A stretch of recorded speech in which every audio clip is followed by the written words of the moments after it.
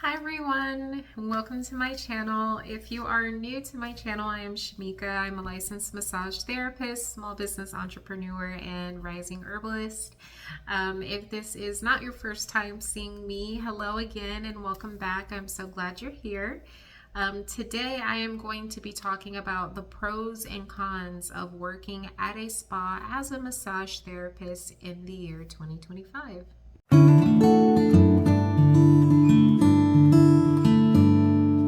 So to jump right into it, I'm going to go ahead and list some pros and cons that I have experienced since working at a spa as a licensed massage therapist for over 2 years now. And of course, this is designed to help those who are considering taking up massage therapy as a career, or maybe you're already done with school and you're just wondering what it's like working at the spas. First, I hope this helps you. I'm gonna list the cons and then I'll go into listing some pros just so that we can end on a positive note. The first con that I will share on working at a spa is spa drama. So for the past couple years working in a spa, I can say most of the spas that I've worked in had some shared deal of spa drama. If you are anyone like me who's used to working for employers who have different protocols and things in place to deal with workplace conflict, it would be challenging in the beginning for you, of course, because at spas you don't really find HR or anyone appointed to deal with workplace conflict. A lot of times they will leave it up to the therapist to figure it out amongst themselves. And as you know, depending on the type of personalities you are dealing with, that might not be the best remedy. So what I suggest for anybody who is wondering what should they do when it comes to navigating through any type of spa drama or workplace conflict, how to avoid it, the best thing would be respectful and be kind, but just stay to yourself. Try your hardest not to get wrapped up in any of the gossip. And also, if you find yourself having any type of history where you have been in any kind of workplace conflict and it escalated, I would just talk to the hiring manager before accepting the position and let them know that you would just be curious to know how they deal with those scenarios. If you have someone that comes in and they are trying to provoke you or antagonize you, another colleague, what would those steps be? Just so that you can have some reassurance that you are protected at your place of work. The next con that I would share is the pay. The reason why it can present as a con is because when you're starting off as a massage therapist in the spa industry specifically, you only get paid when you are booked. When you are not booked, you can get paid anywhere between minimum wage or nothing at all.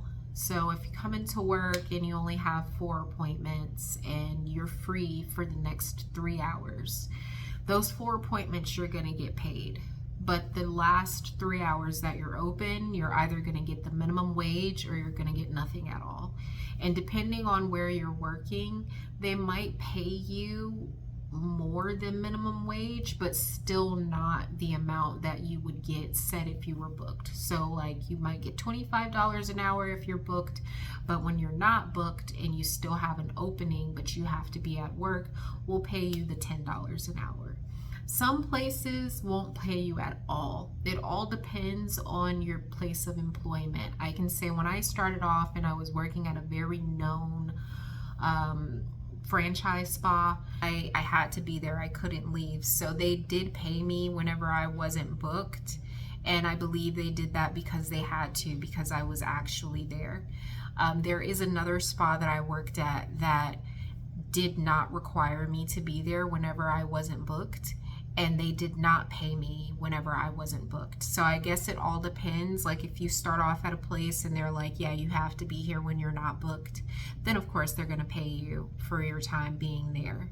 But if you work at a place that doesn't require for you to be there while you're not booked, then they probably won't pay you. So it all depends.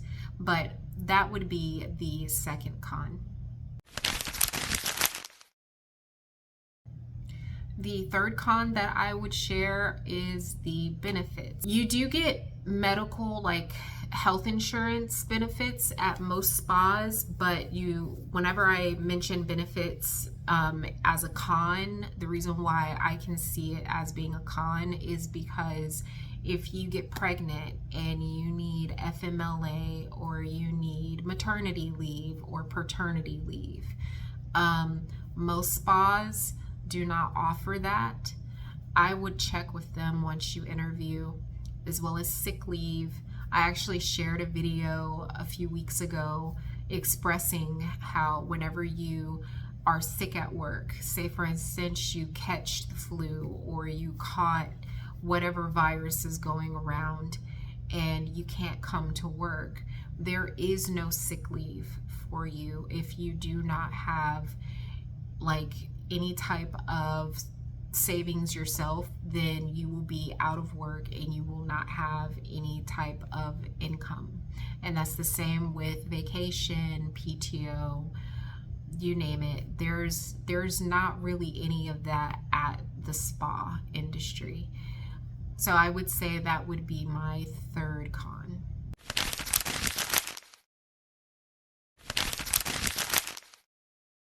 First pro that I would like to list working in a spa is the environment. So of course, being at a spa, you're surrounded by people who might be walking around all zenned out. That definitely has an impact on the environment because everyone is so calm, and usually when you come to a spa, you are coming to zen out and calm down. It of course travels to all the other people that are there. So normally whenever you go into work, you are immediately hit with the ambiance of rest and relaxation, and it helps you to digress before going to work. So that is a huge pro. The second pro would be the pay. This is the highest paying profession that I've had thus far. Working as a massage therapist, you do get paid pretty handsomely. Once you do have your clients that are built up to your needs, then you can make a living for yourself and your family if you do have a family at home.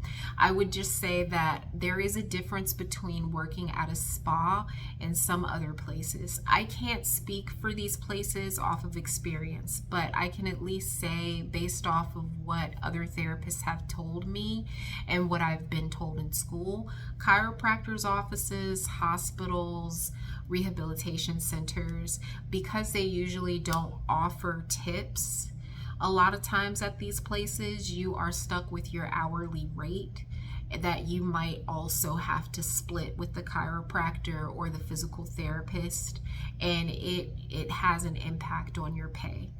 But I would say that working at a spa, it is pretty well paid there. You get the hourly pay plus a lot of times gratuity. So that would be a big pro as well.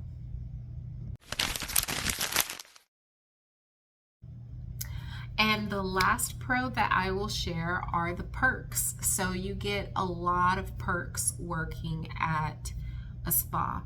And by perks, I mean benefits. So you do get the health insurance benefits most places at most spas. But to add on to that, you usually get free services or discounted services. So free services, massage, facial, things like that. Most of the times you are offered that at spas, as well as discounted services. If you have an add-on like hot stones you want to use, then you don't have to worry about paying for the massage, but you can pay for the hot stones. Or maybe you will get a discount on a massage and you will get a discount on hot stones. It all depends on where you are.